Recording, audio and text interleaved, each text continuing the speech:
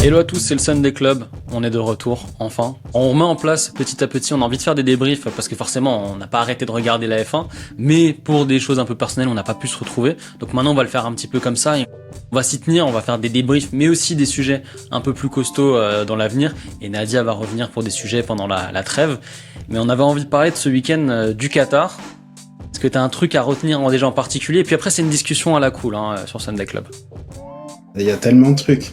Bah, déjà, t'as la lutte pour le titre qui, franchement, McLaren, j'ai envie de leur mettre un gros tir. Non, j'ai pas compris. Tu me diras ce que t'en penses. Je sais pas, j'ai pas compris. Déjà, je comprends pas grand chose depuis le début de la saison, la gestion Norris-Piastri, tu vois. Et là, vraiment, pour ce week-end, sur la course, franchement, la stratégie, un peu bizarre. Enfin, c'est l'un des gros trucs que j'ai envie de retenir parce que j'ai pas forcément envie de parler de Ferrari. Ouais, pareil, forcément, on va en parler. Enfin, pour les gens qui nous suivent, ils savent qu'on aime bien, mais. Mais ouais, McLaren, c'est vraiment le mystère. Mystère. Je sais pas comment toi tu l'expliques, mais. Parce qu'on s'est pas parlé avant, vraiment, on a lancé, on veut pas se spoiler. Alors je sais pas si c'est moi, nous on tourne ça, il n'y a pas eu encore 25 vidéos qui sont sorties en mode débrief sur YouTube, donc c'est vraiment ce que nous on pense, hein, peut-être qu'on a faux.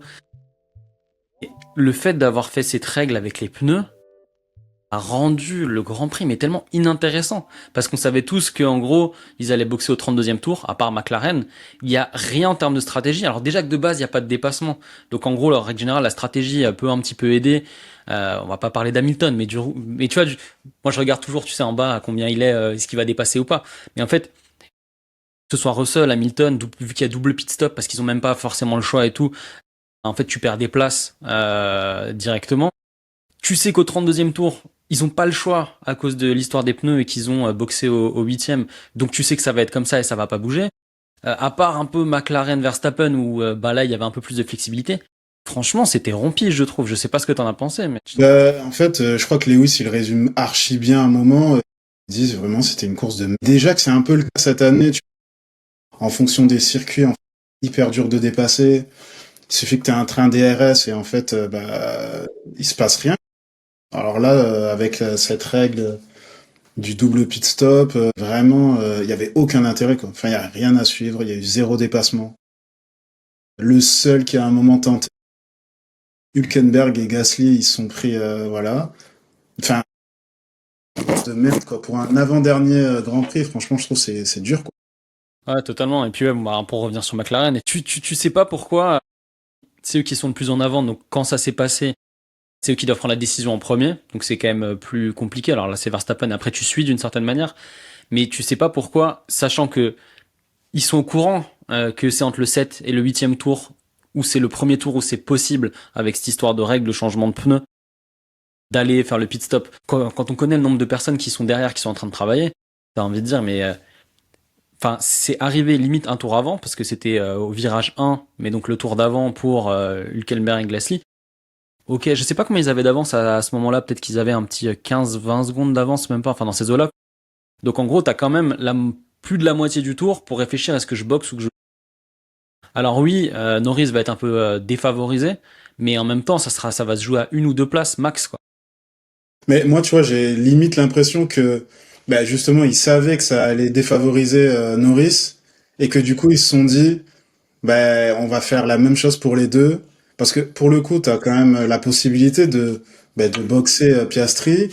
Tu laisses Norris et puis bon, du coup, tu splits les stratégies. Peut-être que t'attends une autre safety car, j'en sais rien.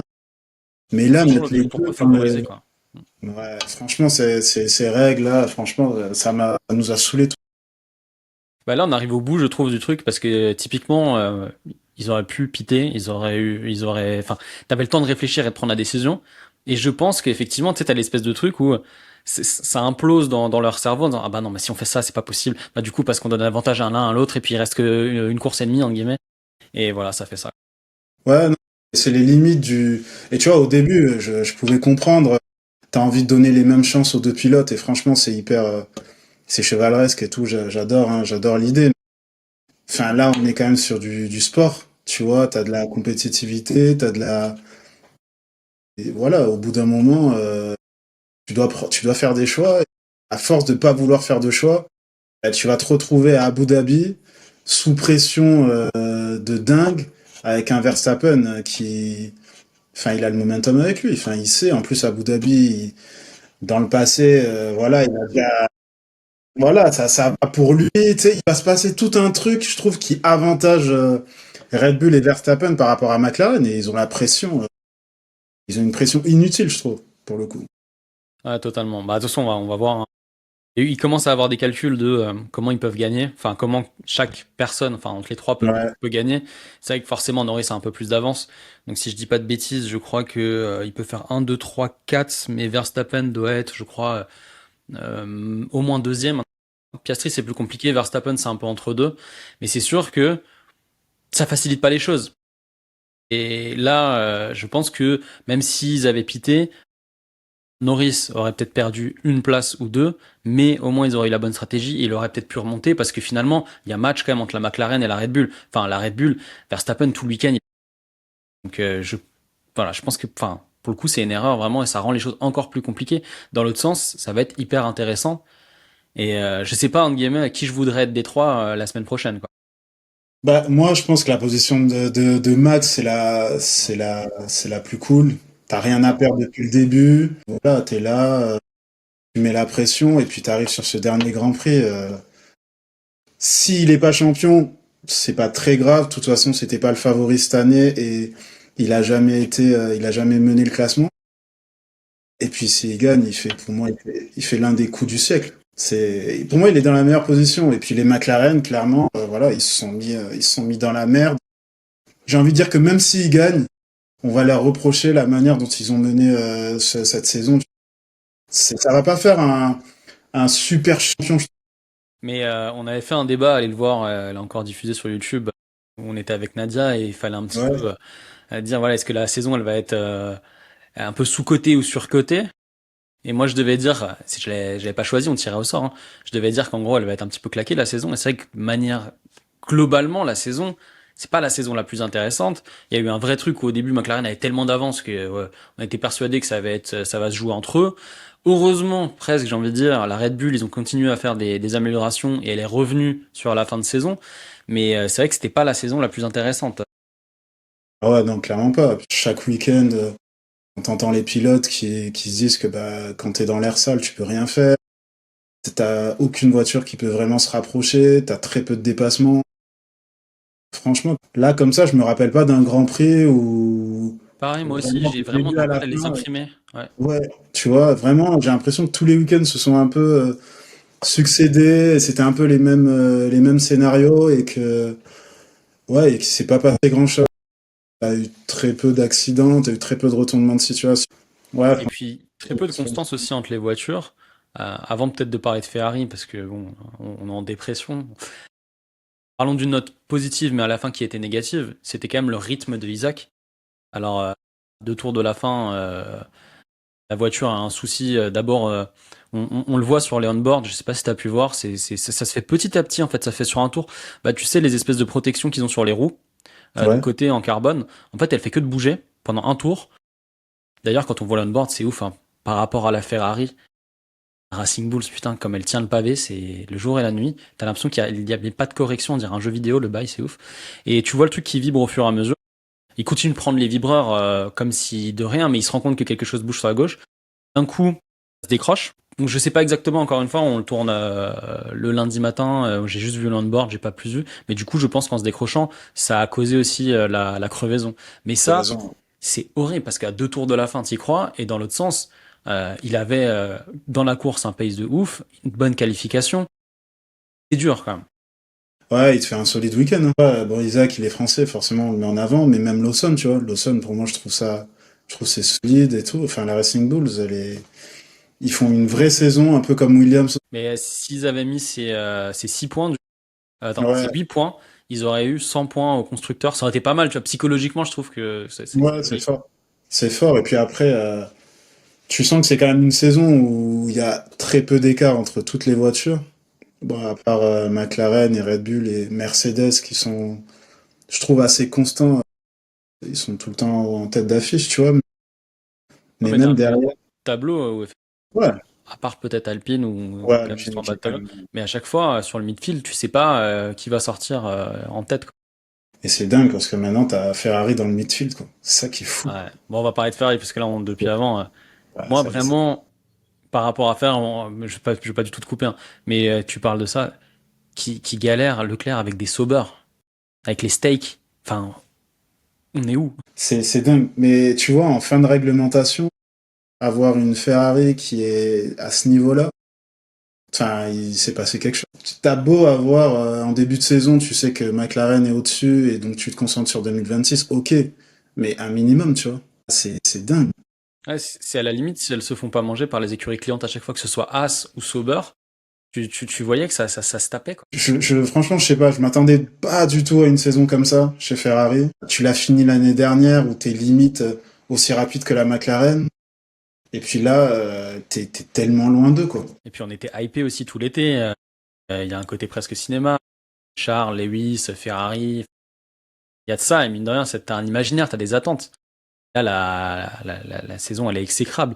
Mais en dehors de ça, d'un point de vue purement pilotage, quand tu regardes le on-board, que ce soit de Lewis ou Charles, on dirait qu'ils sont sur de la glace. Ils micro-corrigent tout le temps, tout le temps, tout le temps, tout le temps, quoi. Mais c'est dangereux, hein, limite, hein. Tu vois Charles à un moment qui la perd totalement.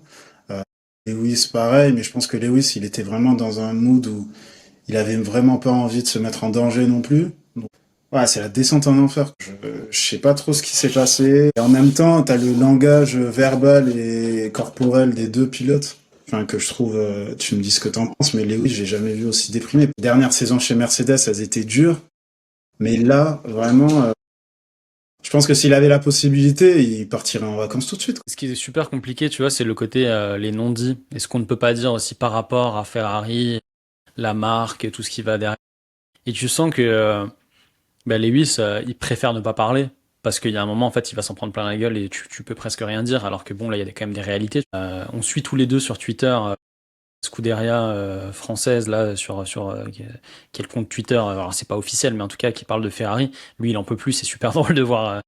Il est en mode Elkan out tout le long. Mais dans l'autre sens, ce qui est quand même intéressant, c'est que Charles, je vais pas dire que les langues sont déliées, mais tu vois, il parle quand même de catastrophe, on a C'est ça. arrêté le développement trop tôt, que la voiture est inconduisible, on est à la limite de fait que ce soit dangereux. Je trouve ça bien quand même qu'ils le disent, quoi, parce que je pense que les gens se rendent pas compte quand tu regardes effectivement sur les réseaux, et je m'arrêterai là parce que je parle trop, mais t'as plein de gens qui disent ouais, finito, truc et tout.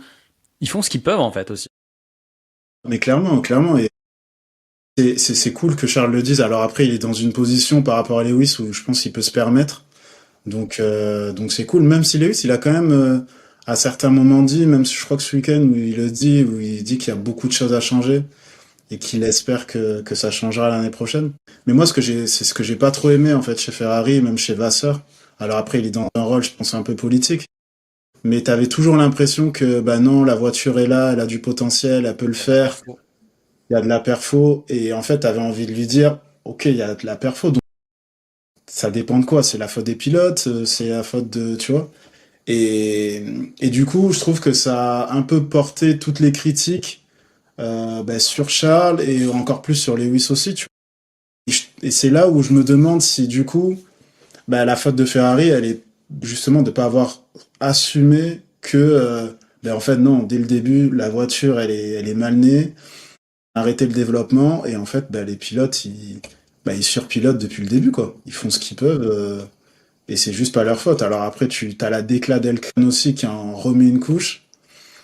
Enfin, et là, tu dis, je trouve que tu as vraiment deux teams chez Ferrari. Tu as vraiment team que les pilotes, en fait, ils font ce qu'ils peuvent. Ils peuvent pas faire grand-chose. Et de l'autre côté, bah, tu as la voiture qui est là, qui a le potentiel et que tu as des pilotes qui ont pas su l'utiliser et l'exploiter. C'est vraiment horrible comme situation, je trouve. Enfin, on avait discuté quand on avait fait le sujet Hamilton, Ferrari. On s'en rend pas compte à ce point-là, mais c'est presque une religion. À quel point on ne peut rien dire et on peut pas avoir de recul sur la marque, sur la voiture. Je trouve ça flippant à ce point-là. Je sais pas comment ça va se passer l'année prochaine. Je sais pas. Je trouve ça triste aussi pour Lewis. Il faut que l'année prochaine la voiture performe un minimum parce que la fin de carrière, elle est d'une tristesse. Et Mercedes sur les voitures à effet de sol, ils ont quand même été beaucoup moins bons que sur l'ère hybride, début de l'ère hybride. Mais mine de rien, il y avait des fois quand même un peu des remises en cause. Lewis râlait quand même beaucoup sur la voiture, limite on était des fois c'était un peu complotiste et tout, mais t'avais quand même des remises en cause avec Toto qui disait oui la voiture est pas bonne, truc et tout. Là, putain, tu peux rien dire. En fait, il y a des choses, quand tu la vois de l'extérieur, tu connais pas trop la Formule 1, je dis pas qu'on est pro ou quoi que ce soit, on regarde ça par passion. Tu te rends pas compte, mais quand tu regardes vraiment comment ils tiennent le volant à chaque virage par rapport à d'autres voitures qui sont censées être moins performantes, là tu te dis mais comment tu parles de la confiance dans cette voiture? C'est impossible. Vraiment, Lewis, tu sais qu'il est pas en confiance. Tu le sais encore mieux que moi, t'es pas en confiance, tu peux pas aller à la limite. Donc tu peux pas aller gagner les 2-3 dixièmes qui en plus clairement aujourd'hui ils font la différence. Enfin, ils te font passer de la Q3 à la Q2 voire Q1. Aujourd'hui, les 2-3 dixièmes qui lui manquent, c'est ce qui lui font faire P17, P18. Mais là, t'as totalement raison parce que ça, c'est fou. On se rend pas compte parce que tu vois, hein, que ce soit à Las Vegas où là, on dit finito en qualification et tout. Des fois, ça se joue à 2 dixièmes, des fois 5 dixièmes, mais c'est rare, c'est jamais une seconde, hein. Enfin, c'est très rare, Ah tu vois. ouais. Si c'était ces écarts-là, par exemple, au début d'une ère F1 type 2022 ou 2013 ou comme ça, où des fois, t'avais des 1 seconde 5, 2 secondes, trucs comme ça. En fait, limite, il serait toujours dans le top 10. Mais là, en fait, le midfield est tellement resserré que des petites, effectivement, ce petit manque de confiance, ça te ruine tout et t'as l'impression que bah, le mec, il sait même plus piloter. Ah ouais, clairement. Je sais pas, après, j'ai l'impression, alors je sais pas si je suis objectif sur ça, que c'est l'une des premières saisons où je trouve que c'est un peu la guerre interne dans tout l'écosystème Ferrari, avec les tifosi, tout ça, etc. Je sens un vrai ras-le-bol. Tu vois, des fois, je vais sous les commentaires des publics de Ferrari, un vrai ras-le-bol. Donc je sais pas s'il y a vraiment des choses qui peuvent changer à Ouais, ce ce qui est cool, niveau-là. c'est que même les tifosi ont plutôt accepté Hamilton. Et ça passe dans ce sens-là. Parce qu'en fait, ils pourraient tous aussi être contre Hamilton, quoi, parce que c'est Ouais, Ferrari, ouais, les clairement. Italiens, un truc et tout. Mais ça a l'air à peu près de passer. C'est juste que ça fait presque 20 piges où ils gagnent rien, où finalement, t'as des mecs bah, qui avaient une trentaine d'années qui ont commencé il y a 20 piges, maintenant ils en ont 50, ils veulent pas bouger. C'est compliqué. Ouais, et puis là, t'as le truc qui se répète, quoi. Alonso, bon, ça va, on n'a pas dit grand chose non plus, même si c'était triste de le voir comme ça. Vettel, je trouve que la fin de Vettel, elle était un peu hard. Sur la fin, avec Aston, il se passe plus rien, quoi. C'est petit à petit, quoi. C'est vraiment. Et là, putain, le passage, pour l'instant, la première saison de Lewis chez Ferrari, c'est, enfin, je trouve que t'as vraiment un truc chez les tifosi qui fait que, bah, on l'a fait avec Alonso, on l'a fait avec Vettel, en fait, avec Hamilton, enfin, stop, quoi, tu vois. Il va falloir qu'au bout d'un moment, vous écoutiez des mecs qui ont été champions du monde, que vous arrêtiez avec vos dinosaures d'ingénieurs, etc., et que les choses, elles changent. Parce qu'en Tu sais, fait, mine de rien, 2008, quoi, dernier titre. il a fait des petits dossiers. Il paraît que ça a été super mal perçu. Je sais pas si t'avais vu ça. C'est tellement pas étonnant. Ça marche un peu en mode dès qu'il y a de la nouveauté ou de la remise en question, en fait, t'as des gens qui se sentent tout de suite en danger. Et là où un Mercedes, je trouve, se remet bien en question. Et c'est pour ça, on pourra peut-être faire d'autres sujets plus tard. On verra aussi. Je crois que normalement, c'est demain que Red Bull va dire Ouais, grave. son duo de pilotes pour Red Bull, mais aussi Racing Bull. Parce que c'est vrai qu'il y a un sujet aussi à faire. Encore une fois, que des suppositions. C'est Internet et c'est et les joies d'Internet. Mais de Charles chez Aston. Des fois, en dehors d'Aston Martin ou quoi que ce soit, t'aurais presque envie que ce soit Lewis ou Charles qui partent. Parce qu'en fait, le truc, c'est fou de dire ça parce que c'est sûr qu'on dit que pour Red Bull. Mais là, c'est pas sain, quoi. C'est vraiment pas sain. Ouais, clairement. T'es vraiment pour le bien-être des deux, tu vois. Même moi, tu vois, j'aimerais limite que Lewis, limite, il arrête, tu vois. Enfin, ce week-end, je me suis vraiment dit ça. Si c'est vraiment pour repasser une année comme ça, mec, c'est bon, arrête Ça doit dur, et hein, pars. psychologiquement. Et mais surtout aussi pour Charles, tu vois, c'est un vrai talent. Il est Et puis respecté il par tout vieillit, le mine de monde. rien, quoi. Et il vieillit, tu vois. Enfin, là, il va peut-être avoir un Norris qui va être champion du monde avant lui. Tu vois, c'est ouf, quand même. Donc, On je sais parlait pas. aussi de Williams. Et c'est vrai que Williams, avec Sainz, très propre de A à Z. Ça s'est joué dans les pit stops en vrai, mais très très propre aussi, hein. C'est propre. En fait, c'est quand t'as une possibilité, c'est propre, ça prend les bonnes décisions, ça pilote bien. Puis, mine de rien, la voiture, elle est quand même plutôt fiable. Tenir sa position après. Ouais, c'est ça. Elle fait pas d'énormes coups, mais elle est stable. Je trouve que pour Sainz, tu vois, qui était un peu dans la même position qu'Hamilton où il découvre une écurie, c'est beaucoup plus sain, tu vois, tu le disais tout à l'heure, c'est quand même beaucoup plus sain pour apprendre. Putain, ça fait mal quand même de te dire que putain, le mec est parti de chez Ferrari et putain, il a plus de podiums qu'Hamilton et plus de C'est gros ouf. coups. C'est ouf. Et t'as vu à la Franchement. fin Hamilton, au niveau des interviews, là, il saluait, je sais pas si t'as vu l'image. Putain, ouais, psychologiquement, entre 2021, Max, arriver à chaque fois à faire le distinguo entre l'homme, entre guillemets, FIA, et aussi le pilote, c'est mes Mais respects. fait. Franchement, moi, je pèterais un câble à chaque interview, soit j'y vais pas, ou soit, ou soit j'insulte tout le monde, mais tu vois, il se passe un truc, quoi. Et là, franchement, il garde la face et c'est fort, hein. Ouais, grave. Ouais, de ouf, de ouf. Et Mais c'est vrai que bon faut que choix ça en tout paye. cas de Sainz parce que James Wolfe, en tout cas de ce que nous on voit encore une fois, tu sens que c'est quelqu'un qui est très correct. Dès le début, il a dit non, mais on va pas gagner, on va pas un truc. Mais petit à petit, ça va prendre 2 3 ans, on va reconstruire et tout. Et ça fait du bien en fait d'avoir des gens sains qui ne mentent pas, qui disent aussi ce qu'ils font et qui font ce qu'ils disent. Et petit à petit, ça paye. Ouais, ouais, ouais. Et bah, je pense que tu as un environnement qui l'incite aussi à être comme ça, tu vois. Je pense que Vasseur, je lui tape un peu dessus, mais j'ai l'impression des fois aussi qu'il a les pieds et les mains liés, tu vois. Donc Et il a un dit peu on a tout changé, compliqué. sauf une Ouais, chose. ouais. Et quand il a dit ça, il s'est mis en danger, hein. Ouais. Et on comprenait pas trop, tu vois, dans le fond, à ce Ouais. moment-là, on a tout changé.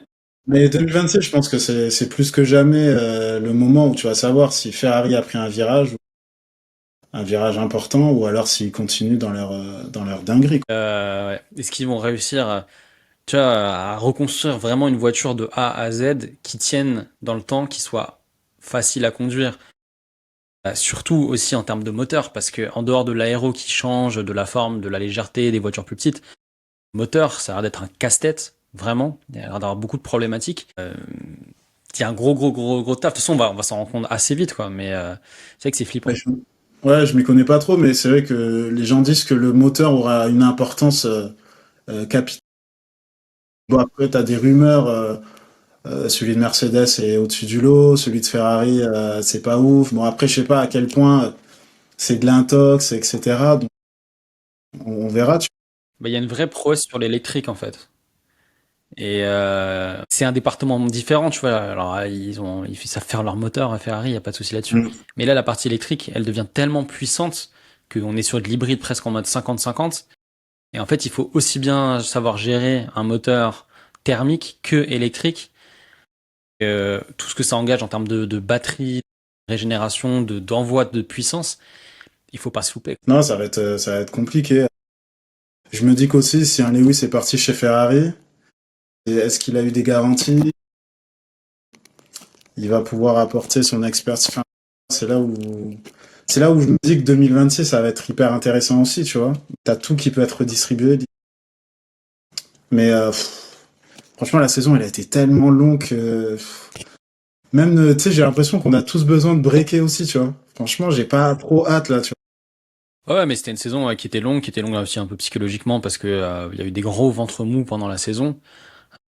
La semaine prochaine, ça va être quand même plutôt intéressant. Et mais c'est vrai que bon, par rapport à McLaren, c'était plié avec beaucoup d'avance. Maintenant, la semaine prochaine, en fait, en tout cas, faut pas espérer qu'il y ait des problématiques ou techniques sur les trois, parce que sinon, c'est vrai que ça va être un peu dommage que ça se joue comme ça, quoi. Bon, l'avenir nous le dira. vois. Ouais, c'est ça. T'es pas à l'abri, je pense, je sais pas, d'un mec qui choque en qualif ou etc., tu vois. Et c'est là où c'est vraiment dommage pour McLaren d'être dans cette position-là au dernier GP, quoi. Parce que en vrai, t'es à l'abri de rien, t'as de la pression à tel ou tel moment. Puis c'est tellement important d'être bien qualifié. Si tu te rates en qualif, bon ben en fait, Qatar, c'est pire. ta course qui est impactée. Enfin, je sais pas. Pour vraiment pour la beauté du truc, ça serait dingue que Verstappen il soit champion, même si je sais que je vais avoir des fans de Lewis qui vont me reprocher ça, tu vois. Mais ça serait beau. Mais après, moi personnellement, je suis dès que Piastri ait perdu autant de points quoi sur les derniers GP. Vraiment, ça, j'aurais été trop content qu'il soit champion là. Après, c'est bien, entre guillemets, cette nouveau micro remontada et tout, parce que c'est vrai qu'on a lu beaucoup de trucs sur les réseaux. Même Verstappen a dit des choses, le père de Verstappen, en mode c'est très bizarre, pourquoi depuis c'était Bakou, il performe absolument plus, qu'est-ce qui s'est passé? Un peu en mode faire un truc sur la voiture. Là, au moins, je pense que, bon, on verra ce qui se passe la semaine prochaine, mais ça va balayer un petit peu. Mais ouais, j'ai hâte d'être dans la trêve. On fera aussi des sujets pendant la trêve Pas sur grave, je suis cette chaud. année et sur ce qui va se passer sur l'année prochaine, quoi. Mais c'est vrai qu'en tout cas, dites-nous aussi ce que vous en pensez en commentaire, mais moi, personnellement, je me suis ennuyé. La sprint, pareil, je me suis ennuyé de ouf. Et la course, pareil, et cette histoire, je sais pas comment il faut réfléchir ça, parce que finalement, tu te rends compte que Las Vegas, ils ont... Enfin, tu vois, moi j'ai eu la chance, j'ai été à Las Vegas pendant un laps de temps. C'est depuis la nuit des temps, on sait qu'en hiver, il fait froid à Las Vegas. Donc, il change un peu l'horaire et tout, mais bon, bah, il fait froid. Qatar, il y a eu des conditions, surtout il y a 2 ans, où c'était exécrable pour les pneus, pour les pilotes et tout. Ils essayent de mettre des choses.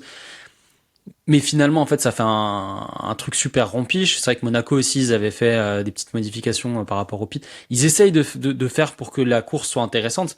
Mais là, je sais pas si c'est les voitures, des pneus avec les 25 tours, mais ça rend un Grand Prix du Qatar 2025 qui est vraiment pas très intéressant. Et je sais pas s'il faudrait qu'ils changent plus rapidement et regarder aussi peut-être par rapport à la météo. Là, en fait, par rapport aux conditions, ils auraient très bien pu dire, bon, bah finalement... la stratégie, on la laisse. Enfin, il n'y a pas plus de dégradation que ça. Enfin, ça peut être jouable. À vous aussi de jouer aussi un peu avec les limites des crevaisons. Ça fait aussi un peu partie du truc. Bah, il y avait une période où tu avais des crevaisons à tous les GP. C'est là où t'as aussi du spectacle, hein, tu vois, parce que là, je pense qu'ils voulaient un peu de spectacle, etc. Et après, moi, je me pose la question, en fait, t'as aussi des GP où t'es condamné à très peu de rebondissements, très peu de zones de déplacement. Donc, franchement, ouais, je suis assez surpris du nombre de GP où il s'est rien passé, quoi. T'as les classiques.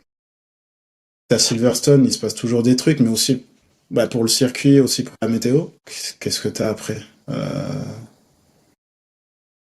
Cette année, ouais. Mais en plus, moi, je trouve qu'avec ces règles qui changent un peu toutes les 5 minutes, et là, typiquement, sur le Grand Prix du Qatar, si tu regardes avec quelqu'un qui ne connaît pas la F1, ça rend le truc encore plus compliqué. Parce que tu dirais, ben alors là, cette fois-ci, c'est un truc particulier, ils doivent faire vraiment de pit stop, c'est 25. C'est compliqué, quoi. Donc, soit il faut mieux arriver à gérer les choses en amont, soit au niveau du calendrier, il faut arriver à regarder par rapport aux périodes et aux saisonnalités de façon un peu plus juste. Alors après, il y a aussi l'histoire de par rapport à un bilan CO2, là ils sont en train de tout modifier. Mais c'est vrai que ça, plus les voitures qui, dès qu'elles sont dans l'air sale, n'arrivent pas à se doubler, bah, ça fait quand même beaucoup de grands prix où il se passe pas grand-chose. Bon, on verra l'année prochaine, hein, les voitures vont être plus légères, plus petites, double aéro, plus d'électricité. Il va y avoir beaucoup, beaucoup de modifications. Et je pense qu'on va nous voir des gros écarts. Donc ça peut être intéressant aussi, hein. Ouais, c'est ça. Un peu plus, tu vois peut-être un peu plus le pilotage des pilotes qui est mis en avant. Non, franchement, t'es pas, parce que là, franchement, la saison, elle m'a rincé. De toute façon, on se retrouvera la semaine prochaine, on essaiera de refaire un petit débrief. Encore une fois, c'est des petites vidéos comme ça, au compte-gouttes, mais le but c'est de reprendre des sujets un peu plus costauds avec Nadia sur la partie de la trêve.